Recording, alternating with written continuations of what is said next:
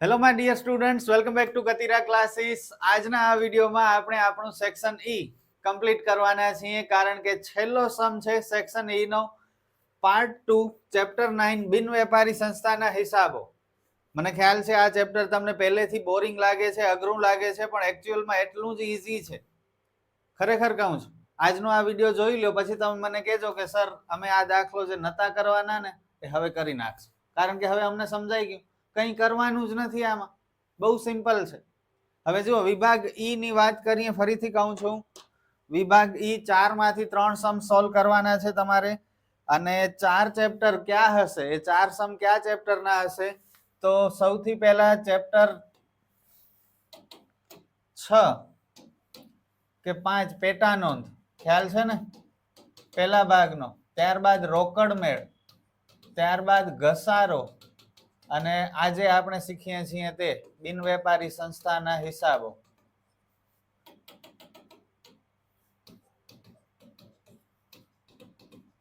Clear? હવે મારા હિસાબે 4 માંથી જે 3 દાખલા ગણવાના છે તમારે બિન વેપારી સંસ્થા, આ 4 માંથી જો હું હોઉં ને તો પેટા નોંધ કરું, ઘસારો કરું ને બિન વેપારી સંસ્થાના હિસાબો કરું, જો અસાઇનમેન્ટ માંથી પેપર નીકળવાનું હોય તો. ઓકે, કારણ કે રોકડ મેળમાં થોડા લેવલ વાળા વ્યવહાર છે. રોકડ મેળમાં લેવલ વાળા વ્યવહાર છે, એમાં ભૂલ થઈ શકે છે ઉધાર જમાની, પણ પેટા નોંધ એકદમ ઈઝી હતું. ઘસારો આપણે આગલા વિડીયોમાં સમજ્યા, શીખ્યા, કેટલું સિમ્પલ હતું, કંઈ નતું કરવાનું. એક પણ દાખલામાં યંત્ર વેચાણ વાળું હતું જ નહીં, એક દાખલામાં હતું એ જે બહુ સિમ્પલ હતું. બાકી નોર્મલ યંત્ર ખાતું બનાવો અથવા આમ નોંધ લખો એવા જ હતા. અને બિન વેપારી સંસ્થા જે આજે આપણે શીખશું, તો આ 3 મને લાગે છે વધારે ઈઝી પડશે. ઓકે, બેંક સિલક મેળ થોડું ટફ પડશે, જે પ્રમાણે અસાઇનમેન્ટમાં વ્યવહાર આપેલા છે એ પ્રમાણે. બાકી તમારી મરજી, શીખો બધું, સમજો અને એક્ઝામમાં ડિસાઈડ કરજો કે શું કરવું છે. હું હોઉં તો અત્યારે જેમ અસાઇનમેન્ટ સોલ્વ કરીએ છીએ તેમ મને આ 3 વધારે ઈઝી લાગે છે. ઓકે, ચલો સ્ટાર્ટ કરીએ આજનો આ વિડીયો. બિન વેપારી સંસ્થાના હિસાબો. એક એક દાખલો 6 માર્કનો છે, ખ્યાલ છે ને તમને? હા, તો પૂરેપૂરા 6 માર્ક લેવાના છે. નીચેની માહિતી પરથી મિનર્વા ક્લબનું 31/3/25 ના રોજ પૂરા થતા વર્ષનું આવક જાવક ખાતું તૈયાર કરો. આ બધી વિગતો આપેલી છે. આપણે આવક જાવક ખાતું તૈયાર કરવાનું છે. ઉધાર જમા. મિનર્વા ક્લબનું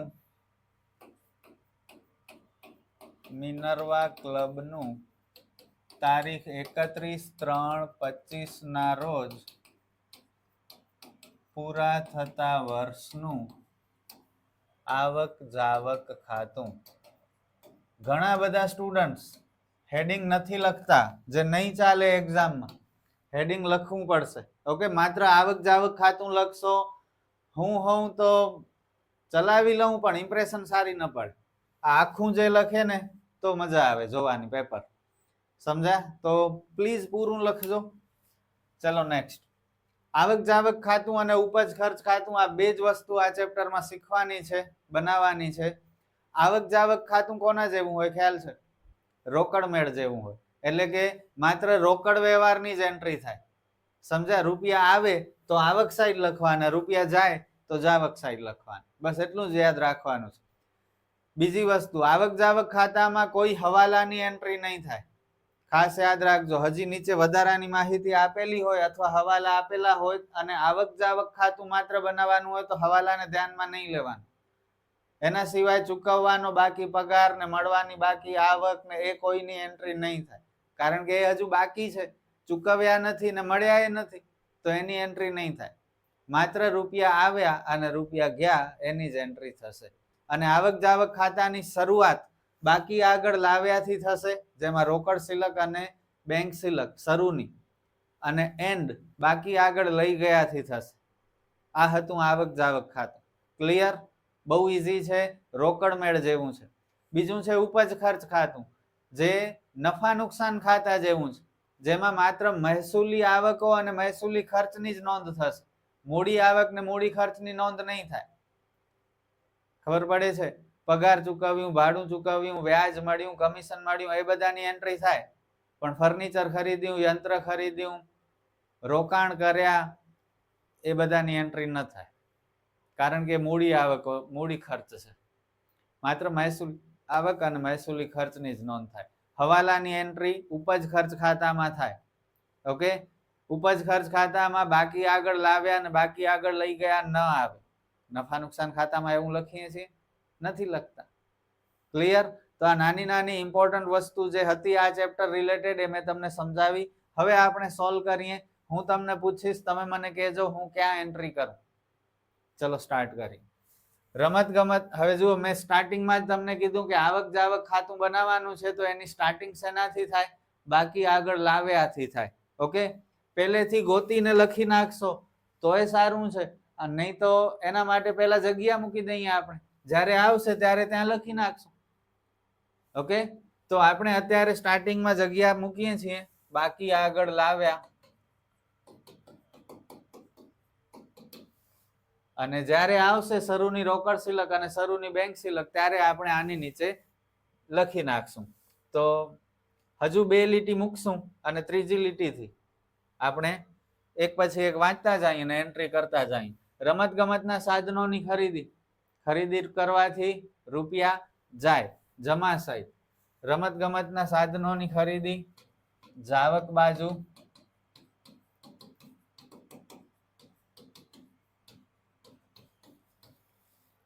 ₹15,000. ત્યારબાદ ભોજન સમારંભ ખર્ચ. ખર્ચ છે, ખર્ચ કરવાથી તો રૂપિયા જવાના જ હોય. ભોજન સમારંભ ખર્ચ. તમે ધારો ને તો આપ 6 મિનિટમાં દાખલો ગણી શકો છો આખો. એટલું સિમ્પલ છે. 3,950. આવક જાવક ખાતામાં મહેસૂલી ખર્ચ, મહેસૂલી આવક, મૂડી ખર્ચ, મૂડી આવક બધું જ આવી જાય ટોટલી. સખાવત. સખાવત શું છે? આવક છે, 8,500. આવક સાઈડ. અહીં 2 લીટી મૂકવાની છે, ખબર છે ને?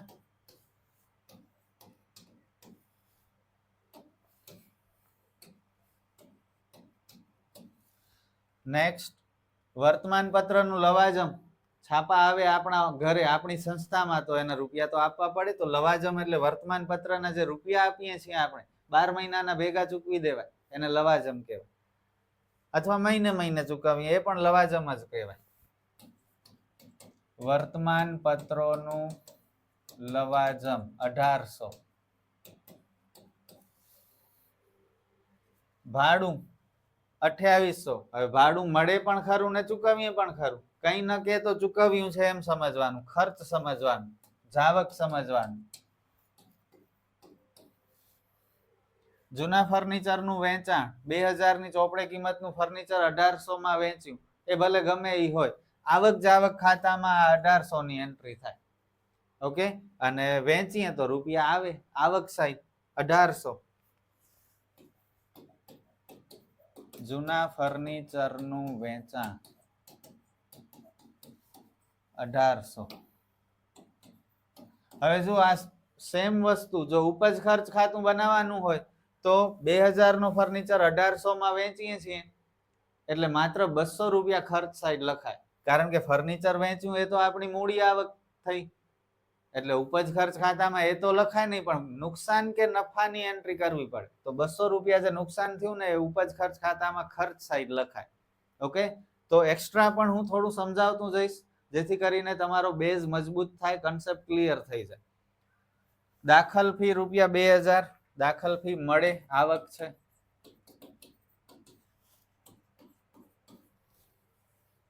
ભાષણોની આવક, ચોખ્ખું કહ્યું છે આવક 2,500. ભોજન સમારંભ ફાળો. અહીં ફાળો મળે છે. ભોજન સમારંભ આપણી સંસ્થા કરશે તો ફાળો સંસ્થાને મળે. ઓકે, તો આ આપણી આવક છે 5,000.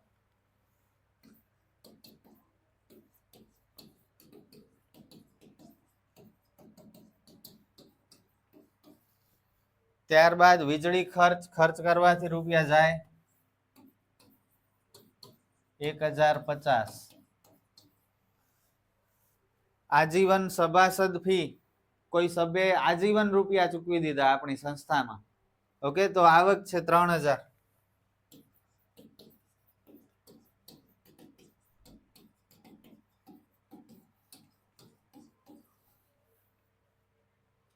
બેંક સિલક જુઓ 1/4/24 શરૂની બેંક સિલક ₹4000, તો એ લખશું આપણે. બાકી આગળ લાવ્યા આ બેંક સિલકના છે. રૂપિયા અંદર લખો કે બારે લખો તમારી મરજી. ઓકે, બારે જ લખી નાખીએ. ચલો અંદર પણ લખી શકીએ. રોકાણોની ખરીદી ₹20,000, ખરીદી કરવાથી રૂપિયા જાય.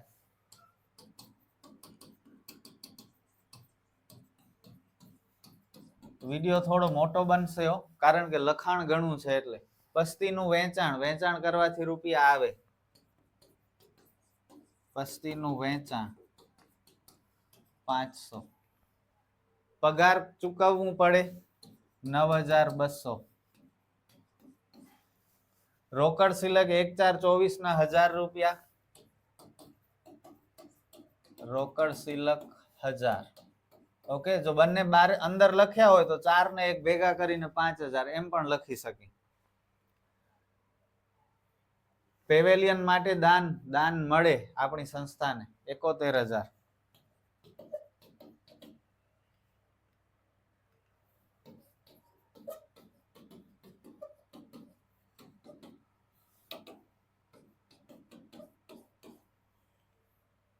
સભાસદ ફી પણ મળે.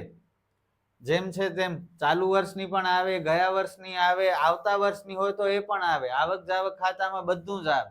માત્ર બિનરોકડ ખર્ચ, બિનરોકડના જે વ્યવહાર હોય એ જ ના આવે. સભાસદ ફી જેમ છે તેમ જ લખશું.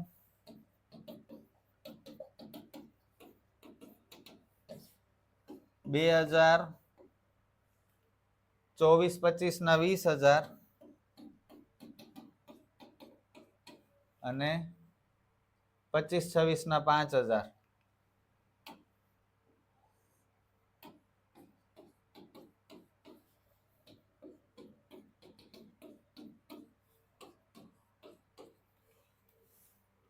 પેવેલિયન બાંધકામ ખર્ચ 59,500. પેવેલિયન બાંધકામ ખર્ચ 59,500. ફર્નિચરની ખરીદી 5500.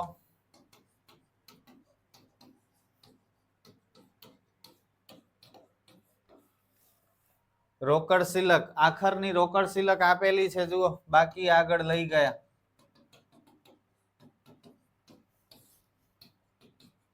$500. એનો મતલબ આપણે આખરની બેંક સિલક શોધવાની છે. બસ કરી નાખો બંધ. માત્ર એન્ટ્રીઓ કરવાની હતી. આવક છે કે જાવક એ કહેવાનું હતું. હવે એ તો કોઈ ન ભણતો હોય એને ખબર પડે કે ભાઈ ફર્નિચર ખરીદીએ તો રૂપિયા જાય એટલે જાવક કહેવાય. આજીવન સભ્યપદ ફી તો સંસ્થાના સભ્યને ફી આપે તો સંસ્થા માટે આવક કહેવાય. એ તો બધાને આવડે. ઓકે, ચલો ટોટલ કરીએ. આવક સાઈડ નો વધારે છે 4,000 પ્લસ 1,000 પ્લસ 8,500 પ્લસ 1,800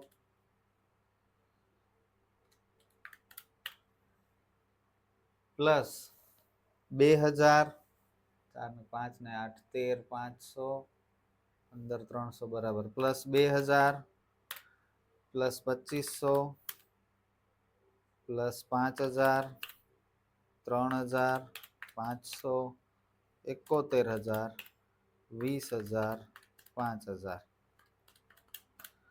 1,24,300.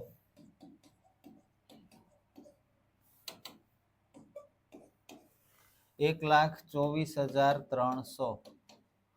એમાંથી આ બધું માઇનસ કરશું. 15,000 3,950 1,800 2,800 1,050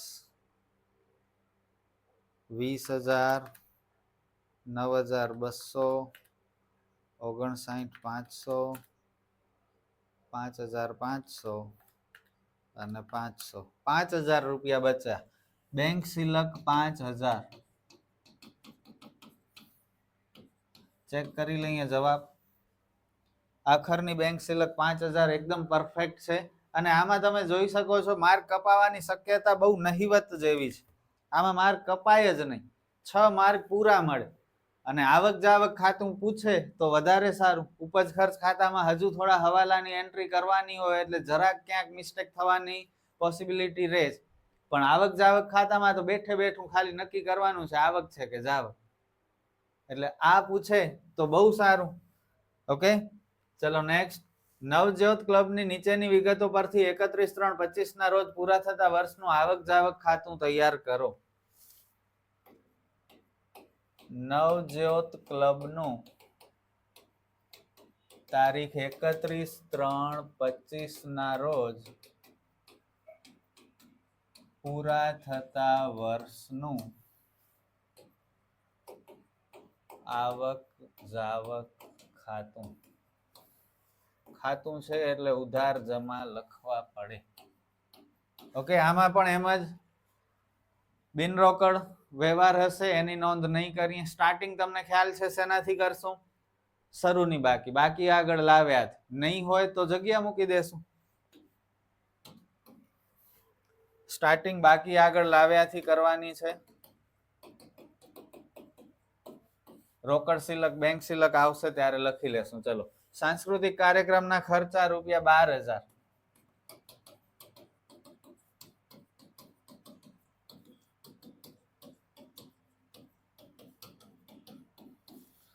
ત્યારબાદ પરચુરણ ખર્ચા 2,000.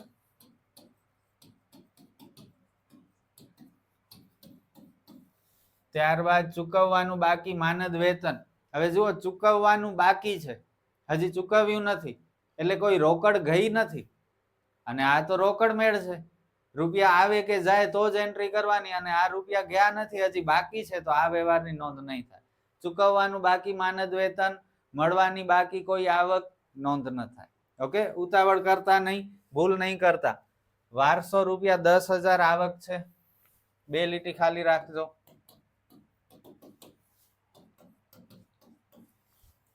સ્ટેશનરી ખર્ચ ગત વર્ષના એક બિલ ₹1,000 સહિત જે હોય તે આપણે પૂરા રૂપિયા લખવાના. ખર્ચ છે એટલે રૂપિયા જાય છે.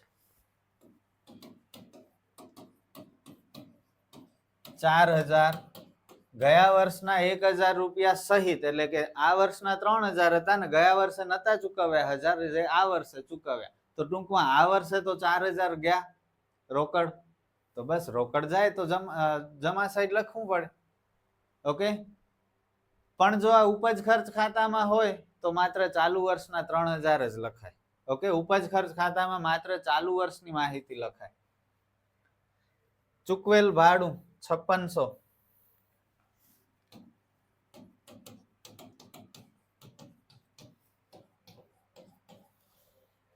જૂના ફર્નિચરનું વેચાણ 1000 વાળો ફર્નિચર 400 માં વેચીએ છીએ, પણ અહીં તો ₹400 આવે એટલે 400 ની જ એન્ટ્રી કરશું.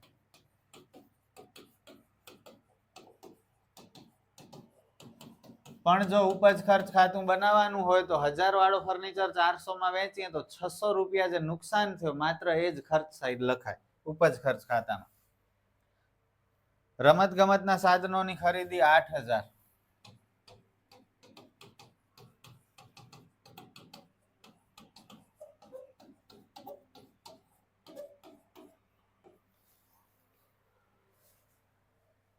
લવાજમ 20,000. ગયા વર્ષનું કે જે કંઈ હોય અત્યારે 20,000 મળ્યા છે, પૂરા લખશું. લવાજમ ધંધાની આવક છે સંસ્થાની. રોકાણોની ખરીદી 10,000.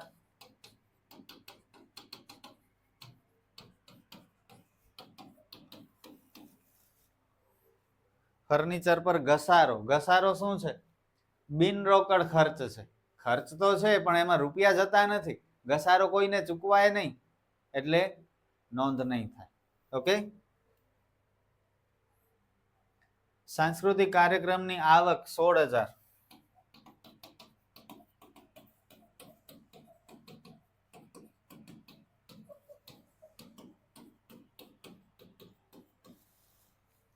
ટેલિફોન ખર્ચ 2,000.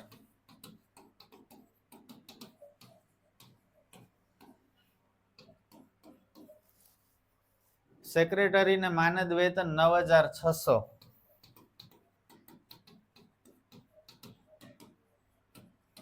વેતન એટલે પગાર. ખર્ચ છે રૂપિયા જાય. પ્રવેશ ફી 4000 અહીં પૂરી લખાય, ભલે ને 50% મૂડીકૃત કહ્યું છે. આવક જાવક ખાતામાં પૂરા લખાય, ઉપજ ખર્ચ ખાતામાં માત્ર જેટલા મૂડીકૃત કરવાના હોય એના સિવાયના લખાય, તો 2000 લખાય. ઉપજ ખર્ચ ખાતામાં ઉપજ સહિત, પણ અહીં પૂરા લખશું. પ્રવેશ ફી આવક છે ધંધાની સંસ્થાની, પૂરા 4000. બેંક ખર્ચ 200.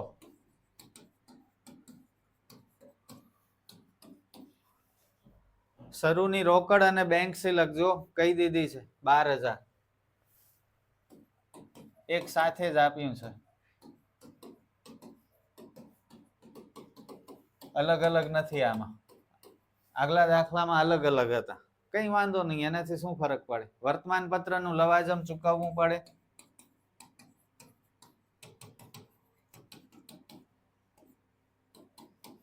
₹3000.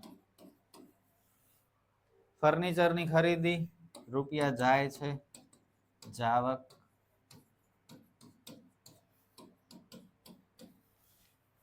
દાન મળે, મહેસૂલી હોય કે મૂડી હોય, આવક જાવક ખાતામાં કઈ ફરક નથી પડતો. દાન 6000.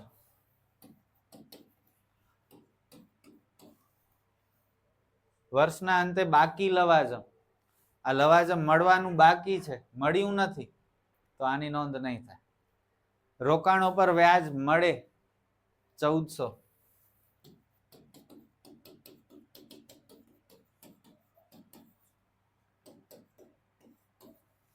બસ પૂરું કરી નાખીએ ક્લોઝ.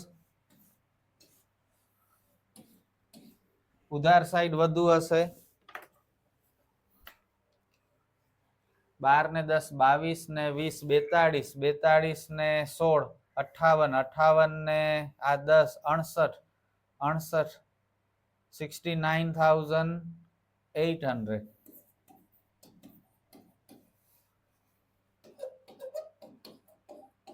અને આ side 69800 minus 12000 minus 2000 minus 4000 minus 5600, 8000 10000 2000 9600 200 3000 4000 9400 આવી ગયા. આખરની રોકડ સિલક બાકી આગળ લઈ ગયા. રોકડ અને બેંક સિલક 9400 એકદમ પરફેક્ટ, કોઈ મિસ્ટેક નથી, પૂરા 6 માર્ક. હવે આવા માર્ક થોડી જવા દેવાય. કઈ ગાંડા હશે સ્ટુડન્ટ જે આ સમ નહીં કરે, ન ભણે હોય ને તો આ આવક જાવક ખાતું તો આવડી જાય. આમાં કઈ છે નહીં, એક વિડીયો જોઈ લો માત્ર એટલે પૂરા માર્ક મળી જાય. ચલો નેક્સ્ટ હવે આવશે ઉપજ ખર્ચ ખાતું.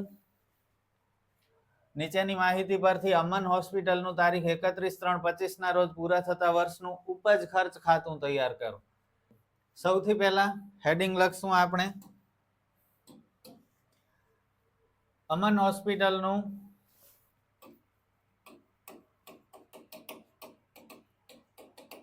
તારીખ 31/3/25 ના રોજ પૂરા થતા વર્ષનું ઉપજ ખર્ચ ખાતું. ઓકે, હવે જુઓ હોસ્પિટલ છે.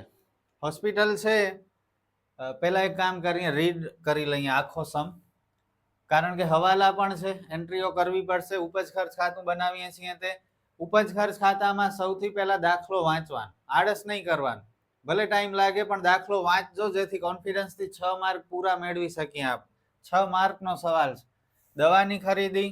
હવે જુઓ, દવાની ખરીદી વાળો પોઈન્ટ ઇન્ટરેસ્ટિંગ છે, કારણ કે હોસ્પિટલ ચલાવીએ છીએ અને હોસ્પિટલમાં વારંવાર દવાની જરૂર પડે, દરરોજ દવાની જરૂર પડે, એટલે દવાને લગતો જે કંઈ પણ છે એ બધું મહેસૂલીમાં આવે, એટલે એની એન્ટ્રી કરવી પડશે.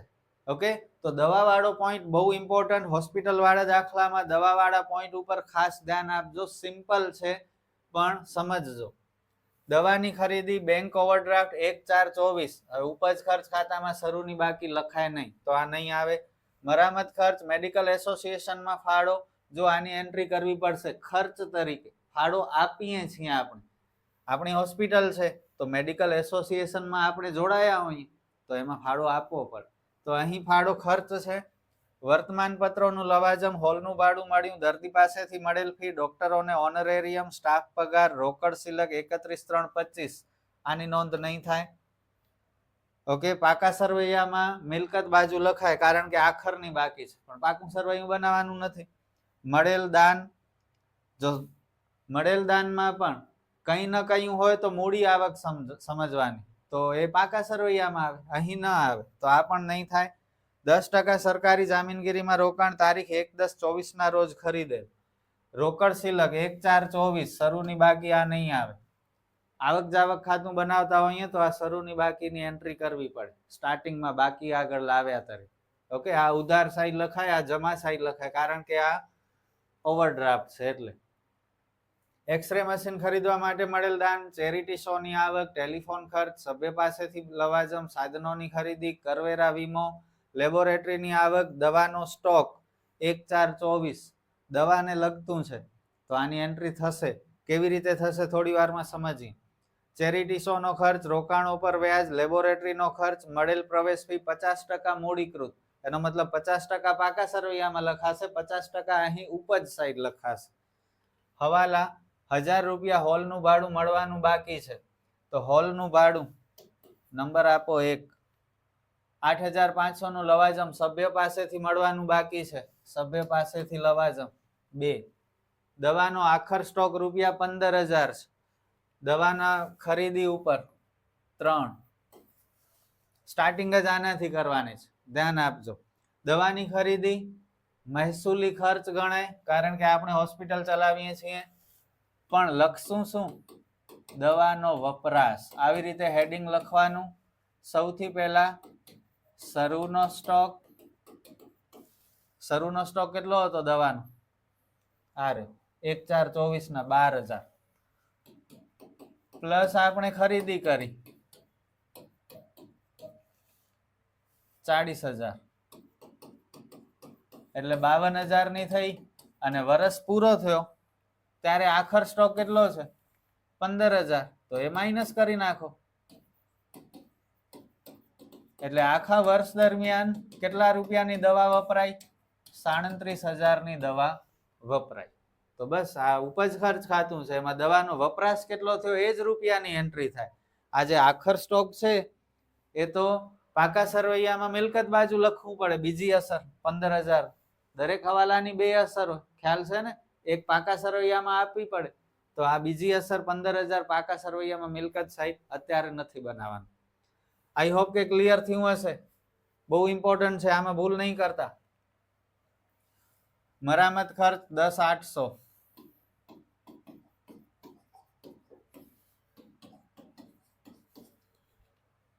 મેડિકલ એસોસિએશનમાં ફાળો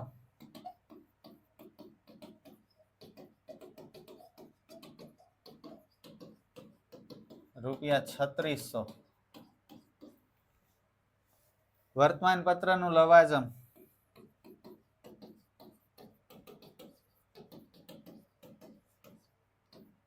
₹2592, હોલનું ભાડું મળ્યું, આવક છે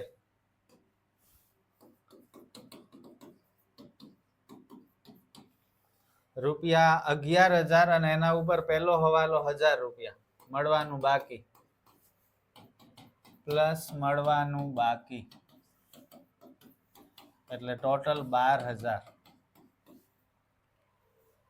દર્દીઓ પાસેથી મળેલ ફી 28000,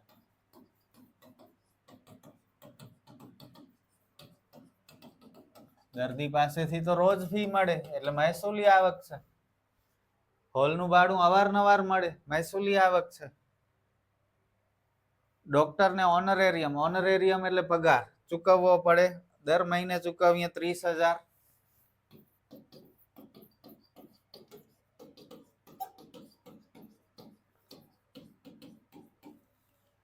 સ્ટાફ પગાર દર મહિને ચૂકવવો પડે 15000.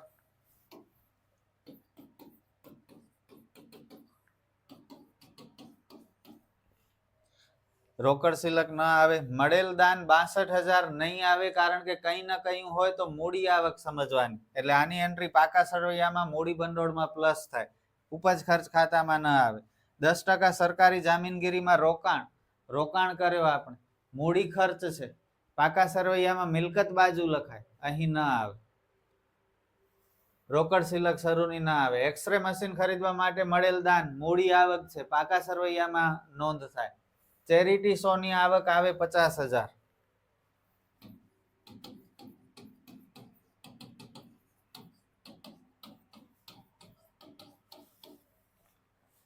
ટેલિફોન ખર્ચ 7200.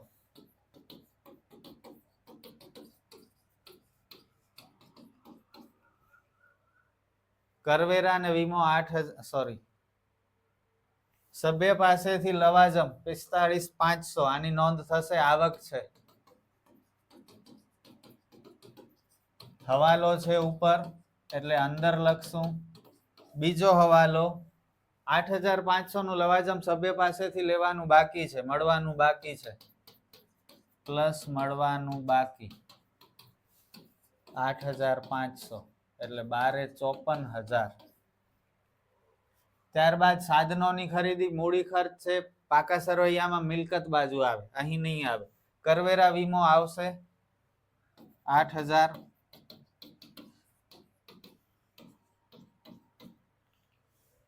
લેબોરેટરીની આવક 18,000 આવશે.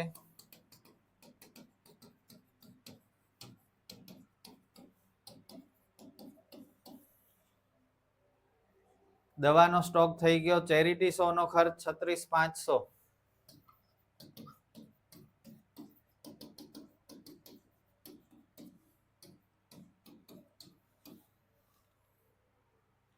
રોકાણો પર વ્યાજ મળે. હવે આ છૂપો હવાલો, ધ્યાન આપજો. રોકાણો પર વ્યાજ 2400. મોસ્ટ ઓફ સ્ટુડન્ટ 90% થી વધારે સ્ટુડન્ટ આ આવક સાઈડ લખે છે, અને લખાય પણ ત્યાં ઉપજ સાઈડ. પણ આના ઉપર હવાલો છે, કેમ ખબર પડે? તો સ્ટાર્ટિંગમાં દાખલો વાંચીએ ને તો ખબર પડે, દાખલો ન વાંચીએ તો ન પડે ખબર, અને પછી માર્ક કપાય. એટલે જ હોશિયાર વિદ્યાર્થીઓ હંમેશા દાખલો વાંચે, એટલે એના મગજમાં ક્લિયર હોય કે ભાઈ આ બધી વસ્તુઓ આવી હતી, આના ઉપર આમ ગણતરી થશે, આના ઉપર આમ ગણતરી થશે. હવે જુઓ, સમજજો. રોકાણો પર વ્યાજ 2400, અને અહીંયા આપણે રોકાણ કર્યા છે સરકારી જામીનગીરીમાં 60,000 રૂપિયાનું, જેના ઉપર 10% આપણને વ્યાજ મળે છે આખા વર્ષનું. આપણે રોકાણ ક્યારે કર્યું? 1/10/24 આજે છે 31/3/25, તો 10મો મહિનો, 11મો, 12મો, પહેલો, બીજો ને ત્રીજો, 6 મહિના થઈ ગયા રોકાણ કર્યું એને, તો 6 મહિનાનું વ્યાજ તો મળે ને. તો 60,000 ના 10% 6,000 આખા વર્ષનું, 12 મહિનાનું, તો 6 મહિનાનું કેટલું? 3,000. 3,000 રોકાણો ઉપર વ્યાજ મળે આપણને. જ્યારે હજુ સુધી મળ્યું કેટલું છે? 2400. એનો મતલબ 600 રૂપિયા હજુ મળવાનું બાકી છે. હવે ખબર પડી? 2400 લખો તો પૂરા માર્ક ન મળે. રોકાણો પર વ્યાજ, આવક છે, ઉપજ છે, અંદર લખવાનું કારણ કે છૂપો હવાલો છે, પ્લસ મળવાનું બાકી ₹600, એટલે 3,000 આવશે. કેવો હતો? જોરદાર હતો ને? મજા આવી કે નહીં? સાચું કહેજો. અને જો આ તમારાથી થઈ ગયું હોય ને મારાથી પહેલા, તો તમે એક્સ્ટ્રા ઓર્ડિનરી છો, જોરદાર છો તમે, ખરેખર કહું છું. જો જોરદાર છો તો માર્ક જોરદાર લઈને બતાવજો. હવે આળસમાં નહીં રહેતા. લેબોરેટરીનો ખર્ચ 16,000.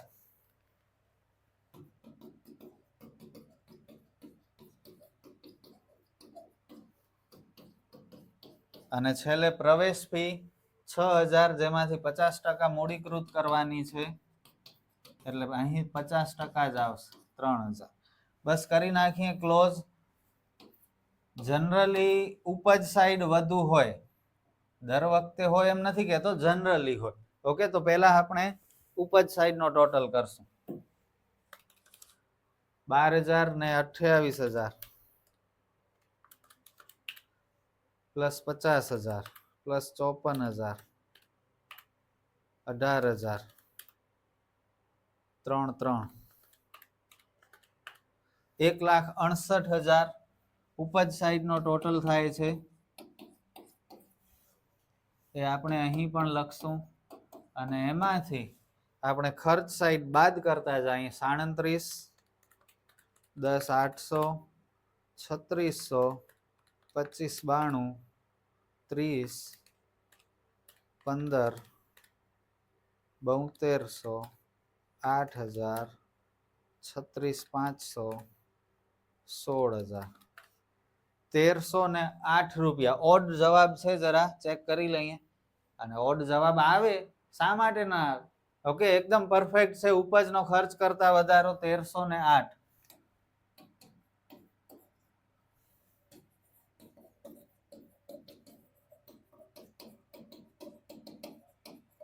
કેટલો સરસ દાખલો હતો, બહુ સિમ્પલ હતું, કઈ નતું આમ. ઓકે, ચલો ચોથો દાખલો. વિડીયો મોટો બનશે, સ્ટાર્ટિંગમાં જ મેં તમને કહ્યું હતું, કારણ કે લખાણ ઘણું બધું છે. આ આખો પેજ મારે લખવું પડે જવાબ તરીકે, એટલે ટાઈમ લાગે છે. તો થોડો ભગાવીને જોશો તો ચાલશે, સ્પીડ વધારી નાખજો. કોહલી ક્રિકેટ ક્લબનું 31/3/25 ના રોજ પૂરા થતા વર્ષનું ઉપજ ખર્ચ ખાતું તૈયાર કરો.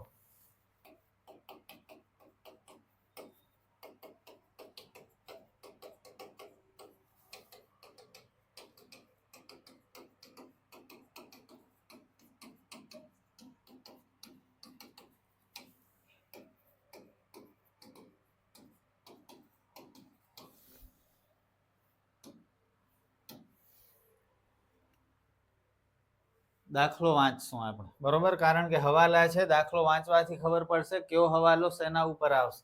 રોકડ સિલક શરૂની ન લખાય, બેંક ઓવરડ્રાફ્ટ શરૂનું ન લખાય, સભ્ય પાસેથી મળેલ લવાજમ. આની એન્ટ્રી થશે, પણ 2 વર્ષની માહિતી છે. ચાલુ વર્ષની જ લખશું. ઓકે, 24-25 ની જ લખશું. 25-26 આવતા વર્ષનું લવાજમ છે, તો એ ન લખાય. ક્રિકેટ કોચને મહેનતાણું, ગ્રાઉન્ડ્સમેનનો પગાર, રમતગમતના સાધનોની ખરીદી, પ્રવેશ ફી જેમાં 60% મૂડીકૃત છે, રમતગમતમાં ભાગ લેતા સભ્ય પાસેથી લવાજમ, વિકેટ તૈયાર કરવાનો ખર્ચ, ટુર્નામેન્ટ ઇનામ વિતરણ ખર્ચ, કવિ સંમેલનની આવક, સ્મૃતિ અંક છાપકામ ખર્ચ,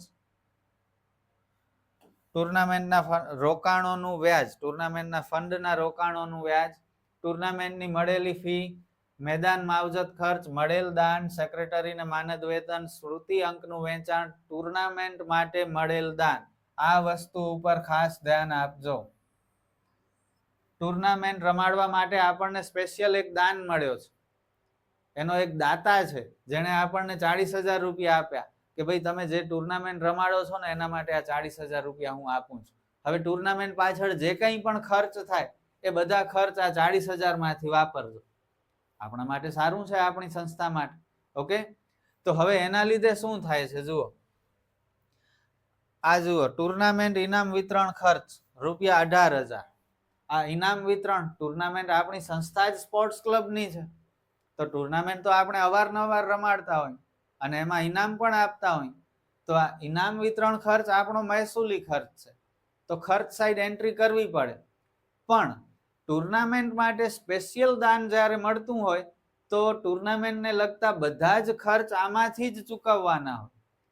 આપણી સંસ્થા નહીં ભોગવે, કારણ કે એના માટે દાન મળ્યો છે, તો આમાંથી જ 18,000 રૂપિયા વાપરી નાખશું આપણે. તો આપણી સંસ્થાના ચોપડામાં ખર્ચ સાઈડ આ રૂપિયાની એન્ટ્રી થશે નહીં. ટૂંકમાં ટુર્નામેન્ટને લગતી કોઈ એન્ટ્રી નહીં થાય, કારણ કે એના માટે સ્પેશિયલ દાન મળ્યું છે. મતલબ ઉપજ ખર્ચ ખાતામાં નહીં થાય.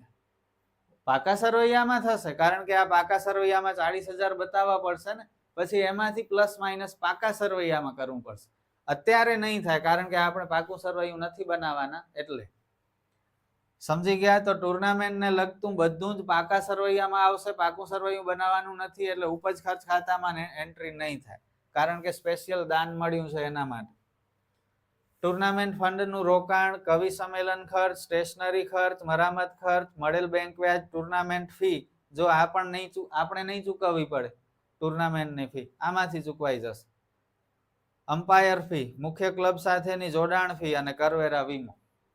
બહુ ઇન્ટરેસ્ટિંગ. હવાલા જોઈ લઈએ. વીમામાં 800 રૂપિયા અગાઉથી ચૂકવેલ છે, કરવેરા વીમો ઉપર 1. રમત ગમતમાં ભાગ લેતા સભ્ય પાસેથી 2,000 લવાજમ મળવાનું બાકી છે, આ રહ્યું, આના ઉપર 2. સભ્ય પાસેથી ચાલુ વર્ષનું લવાજમ 2000 લેવાનું બાકી છે. સભ્યો પાસેથી લવાજમ ચાલુ વર્ષ ઉપર 2024-25 ઉપર 3.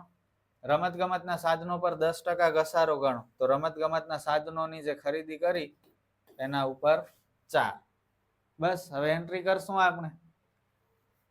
રોકડ સિલક બેંક ઓવરડ્રાફ્ટ નહીં આવે. સભ્ય પાસેથી લવાજમ ચાલુ વર્ષના 28,000 પ્લસ ત્રીજો હવાલો લવાજમ મળવાનું બાકી 2000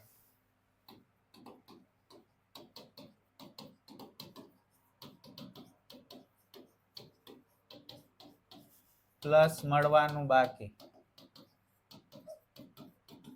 2000 એટલે 12,30,000. ક્રિકેટ કોચને મહેનતાણું તો આપવું પડે. 12,000 ખર્ચ છે.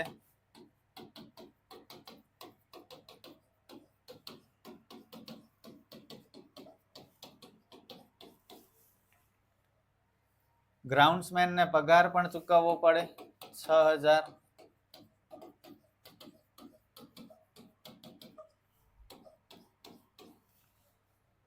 રમતગમતના સાધનોની ખરીદી 36,000. હવે જુઓ 36,000 ની ખરીદી કરી તો ઘસારો પણ ગણાશે, પણ ખરીદી આપણે 1/10/24 ના કરી. આપણો વર્ષ પૂરો થાય છે 31/3/25. તો કેટલો ટાઈમ આ સાધન આપણે વાપર્યા? 6 મહિના. 10મો મહિનો, 11મો, 12મો, પહેલો, બીજો, ત્રીજો, તો 6 મહિનાનો ઘસારો આવે. 36,000 ઉપર ચોથા હવાલામાં કહ્યું છે 10% ઘસારો. 36,000 ના 10% 3600. આખા વર્ષના તો અડધા વર્ષના 1800. સાધનોની ખરીદી પાકા સરવૈયામાં આવે, મિલકત સાઈડ, પણ ઘસારો ક્યાં આવે? નફા નુકસાનમાં આવે ને. અને આ ઉપજ ખર્ચ ખાતું નફા નુકસાન ખાતા જેવું હોય તો માત્ર ઘસારાની જ એન્ટ્રી થશે. રમત ગમતના સાધનો પર ઘસારો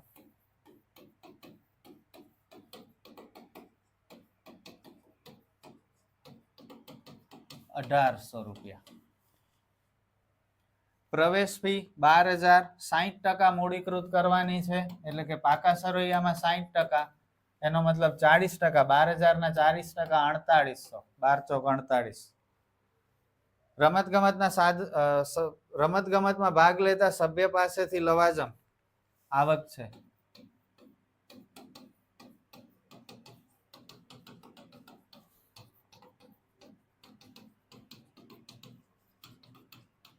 ₹8,000. હવાલો છે એટલે અંદર લખશો. 2,000 લવાજમ મળવાનું બાકી છે તો પ્લસ 2,000 મળવાનું બાકી,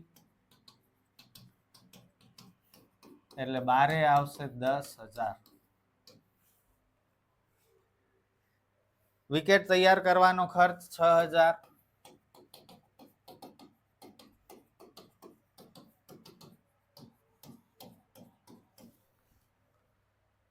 ટુર્નામેન્ટ ઇનામ વિતરણ ખર્ચ મેં તમને સમજાવ્યું, નહીં આવે. કવિ સંમેલનની આવક આવશે 25,000.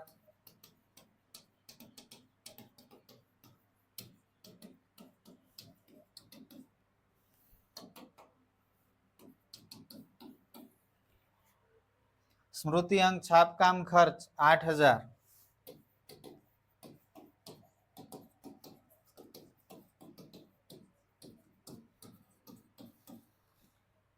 ટુર્નામેન્ટ ફંડના રોકાણોનું વ્યાજ નહીં આવે. જનરલી આવે પણ આ ટુર્નામેન્ટ ફંડ છે એટલે એમાં ટુર્નામેન્ટ ફંડમાં ઉમેરાઈ જાય તો નહીં આવે. ટુર્નામેન્ટની મળેલી ફી નહીં આવે. ટુર્નામેન્ટને લગતું કંઈ નહીં આવે, બધું પાકા સરવૈયામાં આવશે. મેદાન માવજત ખર્ચ 9,000 આવશે.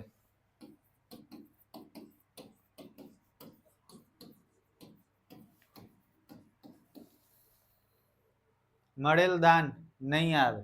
ચોખવટ નથી કરેલી એટલે મૂડી આવક છે તો પાકા સરવૈયામાં આવે. સેક્રેટરીને માનદ વેતન આવશે 12,000.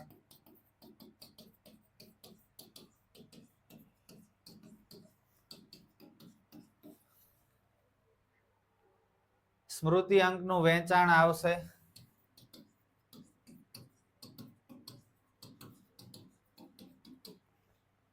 24,000.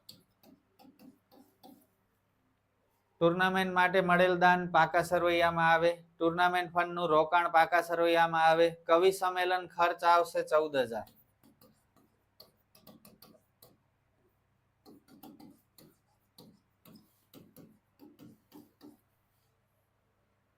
સ્ટેશનરી ખર્ચ 5000,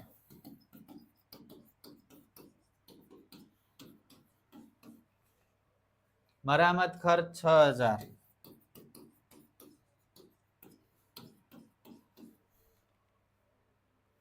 મળેલ બેંક વ્યાજ આવશે 1000,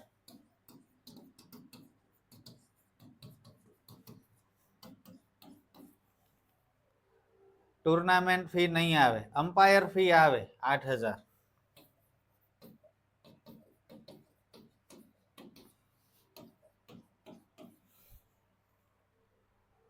મુખ્ય ક્લબ સાથેની જોડાણ ફી આવશે 4000,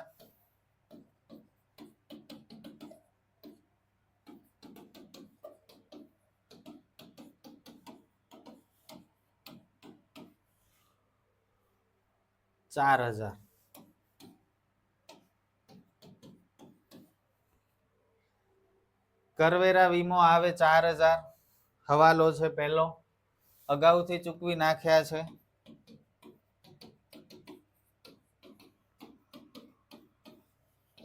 એટલે માઇનસ થશે, અગાઉથી ચૂકવેલ 800, 3200. કઈ સાઈડ વધુ લાગે છે? ઉપજ સાઈડ. ઓકે, ઉપજ સાઈડ નો કરીએ ટોટલ પહેલા કે ખર્ચ સાઈડ નું કરી? ઉપજ સાઈડ નું કરી જોઈએ. ચલો 30000 plus 4800 plus 10000 plus 25000 plus 24000 plus 1000, આ થાય છે 94800. ઓકે, અને આ 12000, 6000, 1800, 6000, 8000, 9000, 12000, 14000, 5000, 6000, 8000, 4000, 3200, આ થાય છે 95000. તો આ વધુ છે, ખર્ચ સાઈડ વધુ છે, જરાક વધુ છે, જુઓ માત્ર 95000. બંને સાઈડ લખશું, જે સાઈડ વધુ હોય એનો ટોટલ બંને સાઈડ લખાય. એમાંથી આ બાદ કરી નાખીએ તો 200 રૂપિયા બચે છે. 200 રૂપિયા ખર્ચનો ઉપજ કરતા વધારો 200. એકદમ પરફેક્ટ આન્સર છે, કોઈ ભૂલ નથી. ખર્ચનો ઉપજ કરતા વધારો. અને હવે લાસ્ટ સમ. બહુ મોટો વિડીયો બની રહ્યો છે, પણ કંઈ વાંધો નહીં. કિરણ ક્લબના આવક જાવક ખાતા અને વધારાની માહિતી ધ્યાનમાં લઈ ઉપજ ખર્ચ ખાતું તૈયાર કરો. ઓકે, તારીખ કંઈ કહી નથી, સોરી 24-25 છે. ઓકે, 24-25 છે. કિરણ ક્લબનું તારીખ 31/3/25 ના રોજ પૂરા થતા વર્ષનું ઉપજ ખર્ચ ખાતું.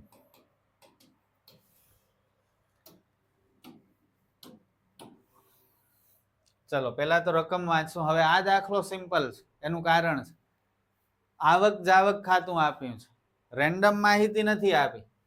જો આ એમ જ બધા ખાતાના નામ આપી દીધા, ઉધાર જમા જેવું કંઈ નતું, આવક જાવક જેવું કંઈ નતું. એટલે આપણે કોઈક વસ્તુ આવક હતી, કોઈક વસ્તુ જાવક હતી, મતલબ કોઈક વસ્તુ ઉપજ હતી, કોઈક વસ્તુ ખર્ચ હતી, આપણે નક્કી કરવી પડતી હતી. પણ અહીં આવક જાવક ખાતા પરથી જ્યારે બનાવવાનું હોય ને ઉપજ ખર્ચ ખાતું, તો બહુ સિમ્પલ હોય. આવકો બધી શું કહેવાય? ઉપજો આવશે, ઉપજ સાઈડ આવશે, અને ખર્ચ જાવક જાવકો બધી ખર્ચ સાઈડ આવશે. બધી નહીં, માત્ર મહેસૂલી આવકો ઉપજ સાઈડ, મહેસૂલી ખર્ચા ખર્ચ સાઈડ. ઓકે, તો આપણે એમ વિચારવું નહીં પડે કે આ યાર આવકમાં લખવું કે જાવકમાં લખવું. ઘણા વીક સ્ટુડન્ટ કન્ફ્યુઝ થતા હોય કે આ આવક હશે કે જાવક હશે. તો આવકો બધી ઉપજ હોય, જાવકો બધા ખર્ચ હોય. સમજાણું? હવે એમાંથી જે મહેસૂલી ઉપજ ને મહેસૂલી ખર્ચ હશે એની આપણે એન્ટ્રી કરશું. પહેલા વાંચી લઈએ, બાકી આગળ લાવ્યા નહીં આવે.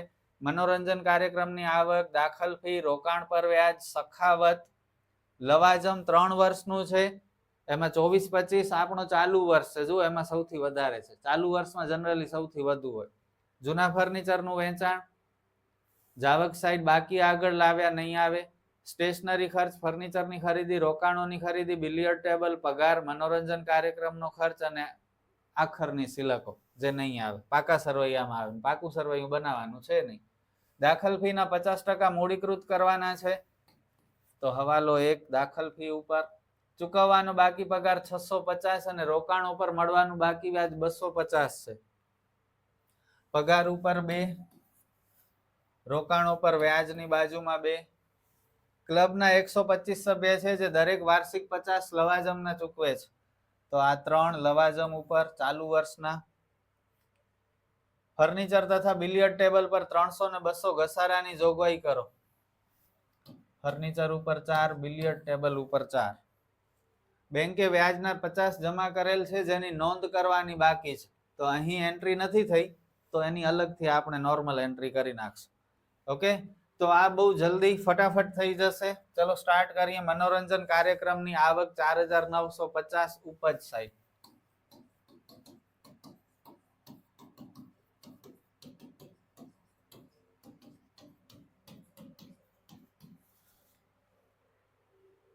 દાખલ ફી 1800, જેના ઉપર પહેલો હવાલો છે 50% મૂડીકૃત કરવાના છે, એટલે 900. ડાયરેક્ટ લખી નાખો, ચાલશે, કોઈ માર્ક નહીં કપાય. ઓકે, ઘણા જણા વ્યવસ્થિત બતાવે 1800 માઇનસ મૂડીકૃત 900 ને પછી બારે 900. બહુ સારું એમ લખો તો પણ, અને આમ લખો તોય બહુ સારું જ. ઓકે, આમાં કંઈ ખોટું નથી. રોકાણો પર વ્યાજ 1650 આપણી આવક છે, હવાલો છે એટલે અંદર લખશું. શું કહ્યું છે જુઓ, બીજો હવાલો, રોકાણો પર મળવાનું બાકી વ્યાજ 250 પ્લસ મળવાનું બાકી, એટલે આ થશે 1900. ત્યારબાદ સખાવત ન આવે, પાકા સરવૈયામાં આવે, મૂડી ભંડોળમાં પ્લસ થાય. લવાજમ માત્ર ચાલુ વર્ષનું લખશું 5800, હવાલો છે અંદર લખશું. ત્રીજો હવાલો 125 સભ્ય છે, દરેક જણ 50 રૂપિયા આપે, એટલે ટોટલ કેટલા થાય? 6250 રૂપિયા થાય, જેમાંથી આપણને મળી કેટલા ગયા? 5800 મળી ગયા. એનો મતલબ 450 હજી રૂપિયા મળવાના બાકી છે, પ્લસ મળવાનું બાકી, એટલે 6250. ક્લિયર થયું ને? પાકું સરવૈયું નથી બનાવવાનું. જો બનાવવાનું હોય ને તો આ 25-26 નું લવાજમ 600 રૂપિયા અગાઉથી મળેલ લવાજમ તરીકે મૂડી દેવા સાઈડ લખાય આ વસ્તુ. ઓકે, ઘણા સ્ટુડન્ટ ભૂલી જાય છે, પણ જો એક્ઝામમાં લખવાનું આવે, પાકું સરવૈયું બનાવવાનું આવે, તો આવતા વર્ષનું લવાજમ અત્યારે મળી ગયું, એનો મતલબ આવતા વર્ષે નહીં મળે, તો આ મૂડી દેવા સાઈડ આવશે 600 રૂપિયા. જૂના ફર્નિચરનું વેચાણ ન આવે, ઉપજ ખર્ચ ખાતામાં ન આવે, મહેસૂલી આવક નથી આપણી. ઓકે, એટલે ખર્ચ સાઈડ સ્ટેશનરી ખર્ચ 1000 રૂપિયા,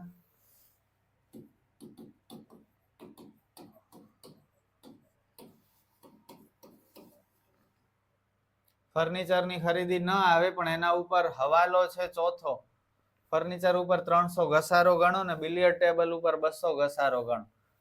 બંનેના ઘસારા ભેગા લખી નાખી. ચલો, ફર્નિચર 300, બિલિયર્ડ ટેબલ 200, એટલે ટોટલ 12500. ઓકે, રોકાણોની ખરીદી ન આવે, પગાર આવશે 4750, પણ એના ઉપર હવાલો છે એટલે અંદર લખશું. હવાલો છે બીજો, ચૂકવવાનો બાકી પગાર 650 પ્લસ ચૂકવવાનું બાકી 0045 5400.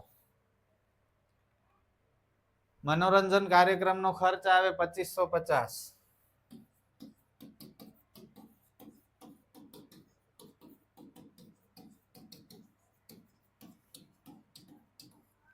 બસ પૂરું. બાકી આગળ લઈ ગયા, પાકું સરવૈયું બનાવવાનું નથી, નહીતર મિલકત સાઈડ આવે. ક્લિયર? હવાલા જોઈ લઈએ, કઈ બાકી નથી રહી ગયા, અને પહેલો હવાલો થઈ ગયો, બીજો થઈ ગયો, ત્રીજો થઈ ગયો, ચોથો થઈ ગયો, પાંચમો બાકી છે. ઉતાવળ નહીં ચાલ્યો. બેંકે વ્યાજના 50 જમા કરેલ છે, જેની નોંધ કરવાની બાકી છે. બેંક વ્યાજના જમા કરે એનો મતલબ આપણા રૂપિયા બેંકમાં વધે. વધે એટલે આપણી આવક છે. આવક છે એટલે ઉપજ સાઈડ આવશે. બેંક વ્યાજ ₹50 નહીં નોંધેલ બેંક વ્યાજ એમ લખજો. બસ કરી નાખીએ ક્લોઝ.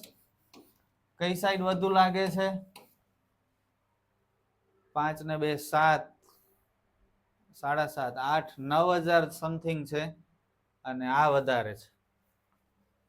ઉપજ સાઈડ વધુ છે, કારણ કે 4,900 ને 6,200 એટલે 11,000 તો આ થઈ ગયા. 4,950 પ્લસ 900 પ્લસ 1900 પ્લસ 6,250 પ્લસ 50 14,050.